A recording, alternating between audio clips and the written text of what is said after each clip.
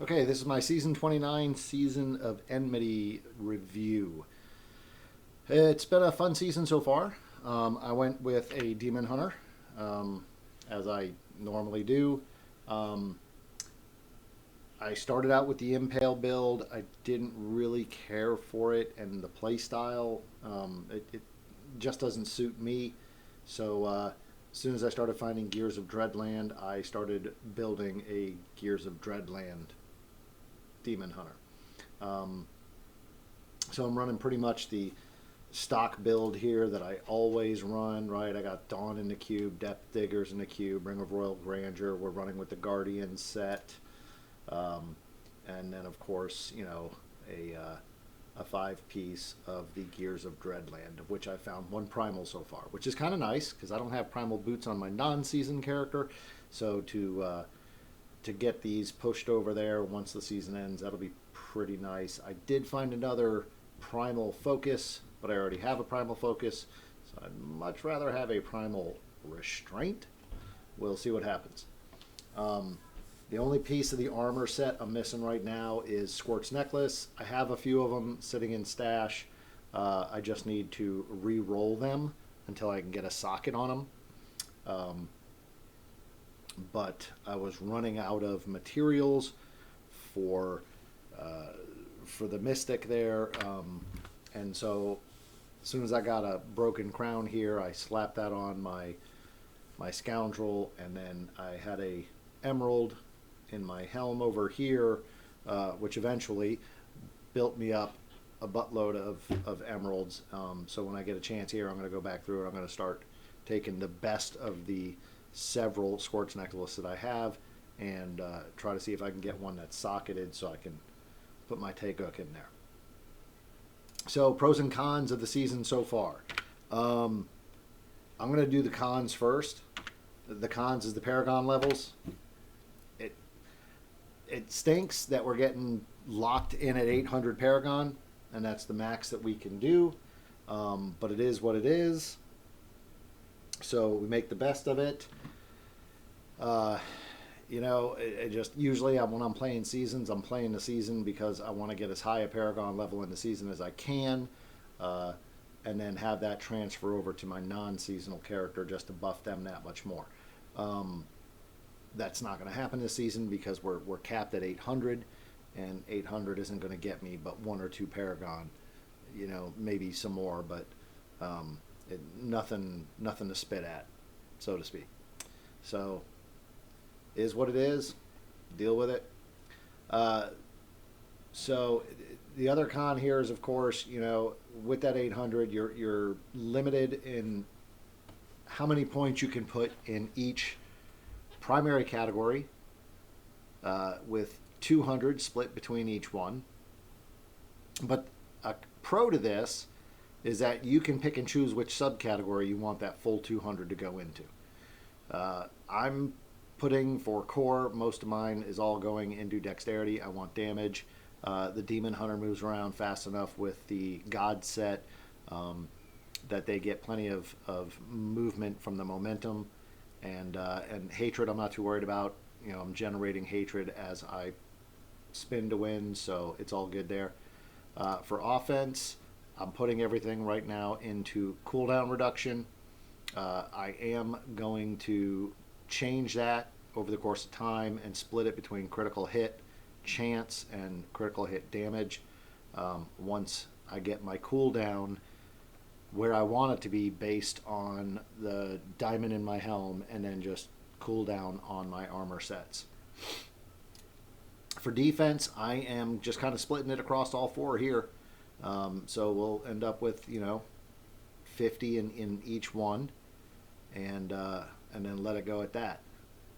And that's purely for defensive reasons. With utility, I'm putting everything into area damage. The Demon Hunter Gears of Dreadland build is mostly an area damage build, so I'm trying to buff that as much as I can. So that's the pros and cons of the season in that regard. Another big pro that I like is the Enmity riffs. These riffs are fun to play. They are a mix of both Nephilim Rift and Greater Rift at the exact same time. Well, what do you mean by that, Gren? Well, what I mean is when you come across a rift, you can go in it and you kill stuff just like you would in a Nephilim Rift, right? And if you die, you just pick up where you left off, either right at your corpse, or if you've used all those up, you can pick up right at the entrance of whatever rift level you're at by just choosing, resurrect at checkpoint. So there's no loss of progress there in a rift, right? You can always just pretty much pick up right where you left off if you die. So that's where the Nephilim Rift side of it comes from. There's no time limit, no nothing. As far as why do I say it's like a greater rift as well? Well, that's because of the amount of loot that you get. And so I'm going to enter this rift and show you that. So let's go ahead and get going. I'll get in here and kill these guys. And as you can see, we have already got all sorts of stuff dropping. So let me pick up my rift stones, keep that up. I'm going to go to the next rift level, and we will just start killing away.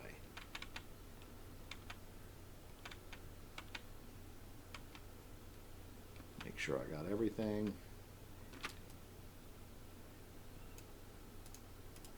We got all these little boots and everything else, and all this little bounty showing up.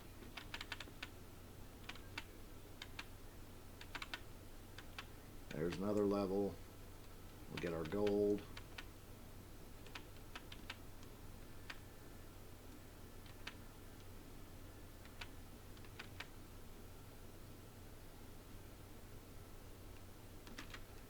Go get our death breaths.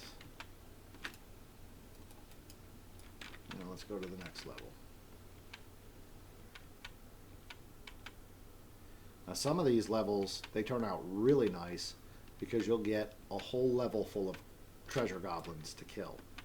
And the minute you get in there, you just start crushing those goblins, and you get item after item after item after item.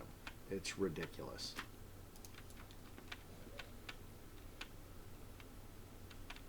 Now these can have anywhere from 1 level to 10 levels in total. 10 is the max as far as I'm aware.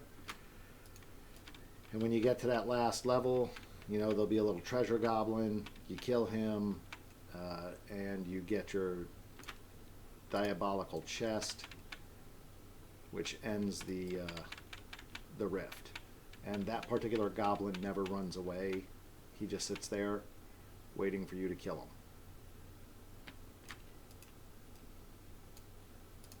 But as you can see, I've already gathered up a bunch of items. A bunch. Sometimes it's all legendaries, other times it's a ton of frickin' set armor. Green, as you can see, there's a green that just popped off there. There's the treasure goblin. I just killed him. I'm going to stay away from opening that chest yet. I want to get all my items picked up.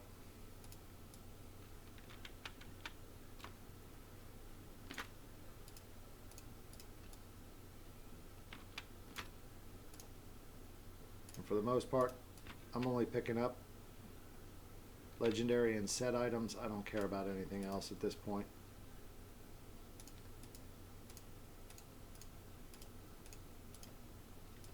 Alright, and there we go. And as you can see, the minute I open that chest, I get my countdown timer.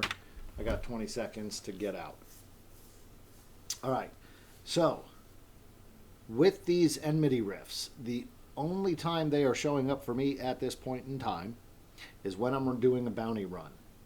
So I started this, I did 2 bounties, 3 bounties, was working on the 4th bounty when the rift showed up. So I haven't yet seen it show up in any non-bounty area. I've played a few of them. I have not had them show up. They also do not show up in Nephilim rifts, of course, nor do they show up in greater rifts. They're supposed to show up anywhere in the open world, as they're referring to it, which should mean bounty or non-bounty areas. But again, they're only showing up in bounty areas for me so far. I don't know if that's on purpose, if that's just the randomness that I've been getting, or what. But that's the only place they've been showing up for me. I've enjoyed playing them. I've been getting a lot of stuff that I don't really need, but I also got a lot of stuff that I did need and I did use. The Enmity Rifts is how I got my Gears of Dreadland set going after I started playing with the Impale build. I got the first couple of pieces in an Enmity Rift, and then a couple of more through just Kadala and upgrading items.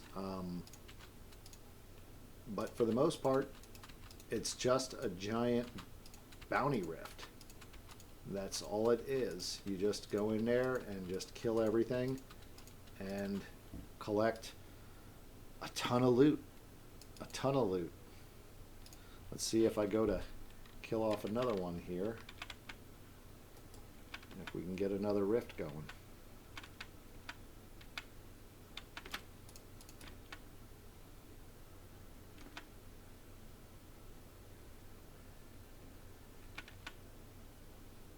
Now sometimes I try to enter the rift as soon as I get it, because I feel like if you don't enter the rift right away and you let it sit there for a minute, that, I don't know, it takes away from the bounty somehow that you find.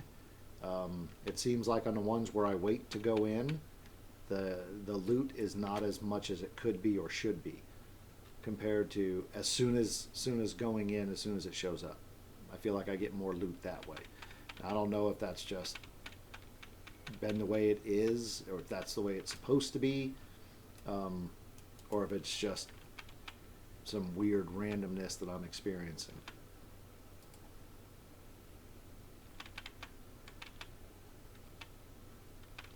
We may not get one during this one. But I found doing the bounties is the best opportunity to get the rifts to show up. I don't know if anybody else has noticed that and mentioned it, but that seems to be the experience for me, so I'm going to go with it. And I recommend just doing bounties as much as you can.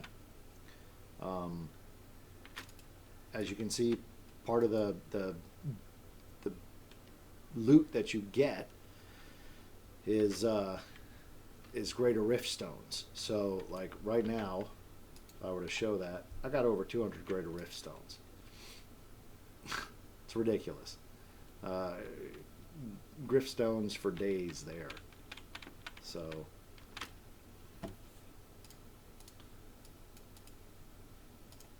okay, we didn't get one during that bounty, so I will move on to the next area, and I will try again with what are we in? We're in area 3 right now, so I will. What the heck killed me? A little tiny spider out of nowhere. Okay. So we will go back to town, clear out our stuff. I'll move on to the next bounty area, and I will run some more bounties, and hopefully get some more rifts, and just keep on collecting all that loot. So yeah, like I said, the cons of Season 29, the Paragon setup. The fact that we're limited to 800 Paragon maximum level kind of sucks. A pro of that, though, is also that because of that limitation, they've increased how much you can put into each subcategory, which allows for some very unique and custom builds. Are you going to be someone going based on speed and trying to do massive speed runs? Are you going to be somebody who puts all your stuff into damage-based items to destroy stuff as fast as you can?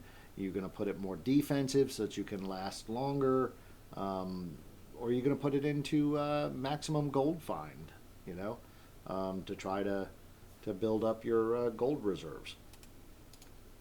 That to me is a bit of a fun part to it, even though I don't like the 800 limitation. So And of course, the other pro is that when you find a Enmity Rift and you go in it, there is loot galore to be had. So definitely try to get in there and play those and enjoy them as much as possible. All right, so until the next video, enjoy Season 29.